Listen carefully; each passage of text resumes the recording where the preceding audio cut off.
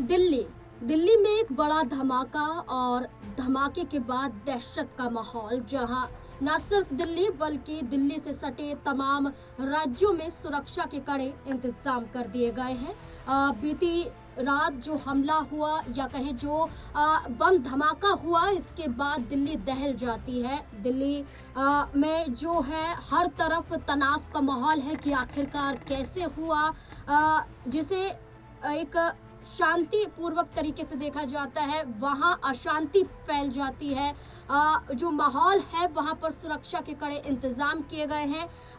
लाल किले के पास जो मेट्रो स्टेशन का गेट नंबर 1 है, वहाँ पर कार में ब्लास्ट हो जाता है। I-20 ये कार होती है, ये वहाँ ब्लास्ट होता है। ब्लास्ट के बाद वहाँ पर अफरा तफरी का माहौल पैदा हो जाता है। लगभग देखा जाए तो 10 से ज्यादा लोगों की जानें चली गई हैं। कई लोग अभी भी घायल हैं, अस्पताल में भर्ती हैं और दिल्ली की मुख्यमंत्री रेखा गुप्ता से लेकर केंद्रीय गृह मंत्री अमित शाह तक अस्पताल पहुंचे हैं।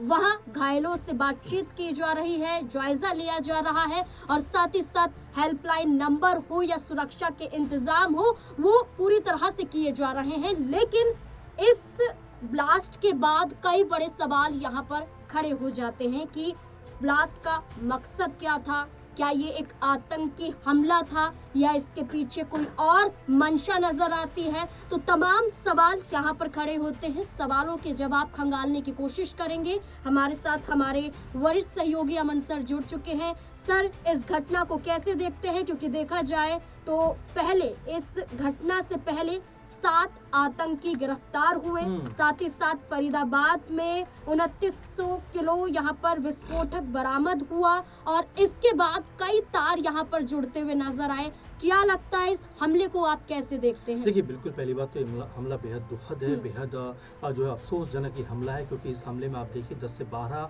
या उससे भी आई थिंक ज़्यादा के आसपास की संभावना है वो बनी हुई है कि इतनी मौतें हो चुकी हैं और अब इसके ऊपर लगातार जांच चल रही है। लगातार इसके ऊपर जो है जो भी सुरक्षा एजेंसियां हैं वो अपना यहाँ पर जाँच का जो दायरा है वो यहाँ पर बढ़ाती हुई दिखाई पड़ रही हैं। और ये महत्वपूर्ण भी इसलिए हो जाता है कि देश की राजधानी में और खासकर लाल किला जो सबसे ज़्यादा चाक चौबंद जहाँ पर सुरक्षा व्यवस्था रहती है, चांदनी चौक जो सबसे बड़ा मार्केट दिल्ली का है, वहां पर ये हमला होना ये बताता है कि क्या ये कोई बड़ी आतंकी साजिश थी, क्या कोई बड़ा आतंकी हमला होने का एक संकेत भरता। क्योंकि अगर इतनी महफूज जगह पर जहां पर सुरक्षा के, जैसा मैं कह रहा हूं कि चाक चौबंद इंतजाम थे, सामने ठीक लाल किला है, उसके इस तरफ चांदनी चौक है जो सदियों से वहां पर जो है कह सकते हैं कि बाजार मार्केट लगता चला आ रहा है और भीड़ अपरंपार दिखाई पड़ती है। और वहां गेट नंबर 1 के पास जो मेट्रो का स्टेशन का गेट नंबर 1 है, उसके पास में ये ब्लास्ट होना कई तरह की जो संभावनाएं हैं उसको जन्म देता हुआ नजर आ रहा है। क्योंकि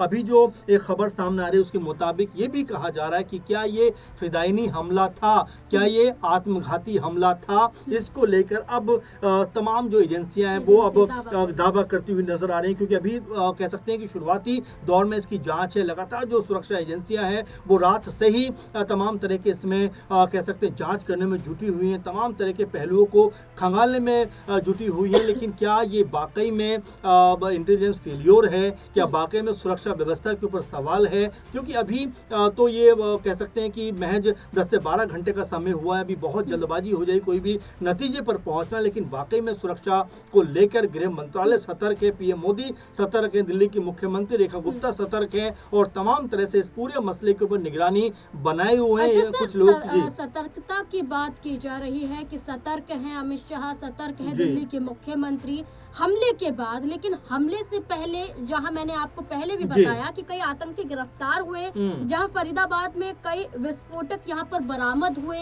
उसके बाद सुरक्षा के इंतजाम या जांच का जो लेवल है वो हाई नहीं होना चाहिए था। जब हमला हुआ है उसके बाद यहाँ पर ये सारी चीजें देखी जाती है। साथ ही साथ बता दें कि ये तार जम्मू कश्मीर से जुड़े हुए नजर आए, जहां उमर मोहम्मद को गिरफ्तार किया गया, जो एक पेशे से डॉक्टर बताए जाते हैं। जैश ए मोहम्मद से उनका कनेक्शन बताया जाता है। ये कहा जाता है कि उन्हें कार दी गई थी, यहाँ पर उन्होंने कार खरीदी थी। जो कार खरीदी गई थी वो तारिक के जरिए खरीदी गई थी, वो भी जम्मू कश्मीर के रहने वाले। साथ ही साथ तारिक ने जिससे कार खरीदी थी आमिर, वो भी वहीं के रहने वाले। और साथ ही साथ तारिक का जो गिरफ्तारी हुई है वो पुलवामा से हुई है और उमर मोहम्मद की गिरफ्तारी वो वहीं दिल्ली से सटे राज्यों से हुई है। तो तमाम ये शक की निगाहें यहाँ पर घूम रही हैं। लोग आतंकी हमला, फिदायनी हमला कह रहे हैं, लेकिन सुरक्षा के क्या इंतजाम हमले के बाद ही? देखिए जाहिर बात है, उसको लेकर तमाम तरह सवाल उठते हुए दिखाई पड़ रहे हैं कि महत्वपूर्ण बात यह है कि अभी कड़ी से कड़ी जोड़कर तार से तार जोड़कर कैसे हम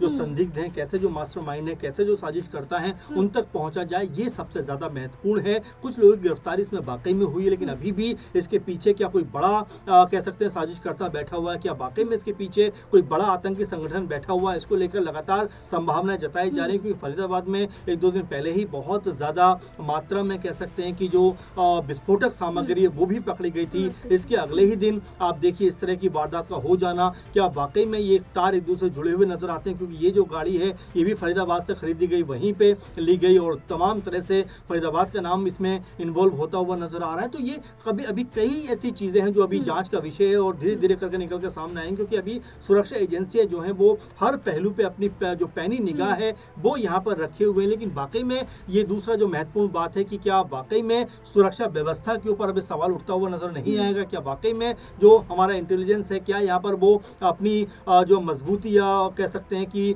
जिस मकसद के साथ में वो कार्य करता है क्या उसमें कहीं ना कहीं वो फेल्योर नजर आते हैं? तो ये तमाम ऐसे सवाल हैं। हालांकि अभी ऐसा पूछना बहुत जल्दबाजी हो जाएगा, लेकिन फिलहाल जवाबदेही अपनी तय करनी पड़ेगी। क्योंकि हम देखें तो पुलवामा के बाद में ये दिल्ली के अंदर घटना होना अपने आप में हमारा जो है कहीं ना कहीं सुरक्षा को लेकर या सुरक्षा की जो एजेंसियां हैं उनको लेकर कहीं ना कहीं सवाल जरूर पैदा करता है कि आखिर ये इतना आसान है क्या ये इतना मुमकिन है क्या कि कोई आएगा और इस तरह विस्फोट करके चला जाएगा? और देखिए दुखद घटनाएं 10 से 12 लोगों की जिसमें जान चली गई है। तो नाज़रीन अभी फिलहाल ये जांच में चीजें चल रही हैं, अभी जांच में तमाम जो प्रोसेस है वो चलता हुआ दिखाई पड़ रहा है। अब ऐसे में क्या कुछ होता हुआ इसमें आने वाले दिनों में, आने वाले कुछ घंटों में नजर आएगा, वो देखना महत्वपूर्ण हो। क्योंकि गृह मंत्रालय, खुद गृह मंत्री अमित शाह इस पूरे मसले के ऊपर कह सकते हैं मुस्तैदी के साथ में लगे हुए हैं। तमाम तरह के जो दिशा निर्देश हैं वो यहाँ पर देते हुए दिखाई पड़ रहे हैं। लेकिन इसका असल जो कह सकते हैं कि जो साजिश करता है, असल जो मकसद है वो कुछ समय के बाद जरूर निकल कर सामने आएगा। लेकिन हाँ, ये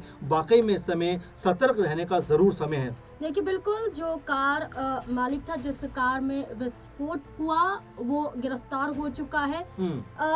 इस हमले में जिसका इस्तेमाल किया गया अमोनियो नाइट्रेट फ्यूल ऑयल का इस्तेमाल किया गया। और साथ ही साथ आपको ये बता दें कि जांच अभी जारी है।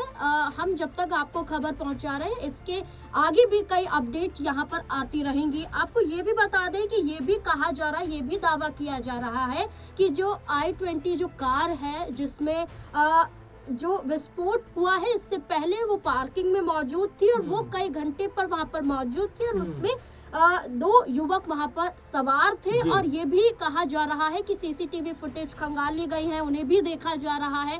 लेकिन घंटों तक वो कार वहां पर मौजूद थी और उसके बाद ये हमला हो जाता है, विस्फोटक हो जाता है, विस्फोट होता है वहां पर, ये ब्लास्ट होता है वहां पर, जिसके बाद कई जानें चली जाती हैं, जिसके बाद सवाल खड़े किए जा रहे हैं, चिंता व्यक्त की जा रही है, कई लोगों के अपने खो गए हैं। तो इस बीच में यही कहा जा रहा है कि आखिरकार इस हमले के बाद क्या कुछ यहाँ पर सच निकल कर सामने आएगा। अभी जांच जारी है, इसके बाद जो कुछ भी होगा वो हम आप तक पहुंचाते रहेंगे।